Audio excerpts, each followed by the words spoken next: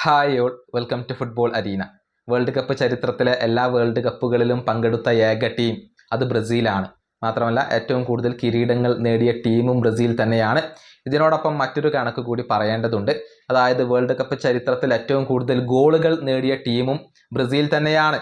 അതായത് 237 ഗോളുകളാണ് ആകെ ബ്രസീൽ സ്വന്തമാക്കിയിട്ടുള്ളത്.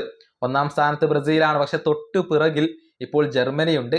232 ഗോളുകൾ ജർമ്മനി വേൾഡ് കപ്പ് ചരിത്രത്തിൽ സ്വന്തമാക്കിയിട്ടുണ്ട് എന്ന് പറയുമ്പോൾ കേവലം 5 ഗോളിന്റെ ഒരു വ്യത്യാസം മാത്രമാണ് അവിടെയുള്ളത്. അതായത് ഈ വേൾഡ് കപ്പിൽ ബ്രസീലിനെ വെട്ടാനുള്ള ഒരു അവസരം ജർമ്മനിക്കുണ്ട്.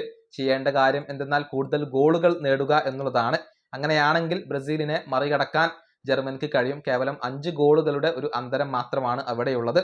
മൂന്നാം സ്ഥാനത്തുള്ള അർജന്റീന പിന്നെ ഏറെ പിറകിലാണ്. 152 ഗോളുകൾ മാത്രമാണ് അർജന്റീന നേടിയിട്ടുള്ളത്. നാലാം സ്ഥാനത്ത് വരുന്നത് ഫ്രാൻസ് ആണ്, 136 ഗോളുകൾ. അഞ്ചാം സ്ഥാനത്ത് വരുന്നത് ഇറ്റലി, 128 ഗോളുകൾ. ഇങ്ങനെയാണ് കണക്കുകൾ വരുന്നത്. അതായത് വേൾഡ് കപ്പ് ചരിത്രത്തിൽ 200-ൽ പരം ഗോളുകൾ നേടിയ രണ്ട് ടീമുകൾ ബ്രസീലും ജർമ്മനിയും മാത്രമാണ്.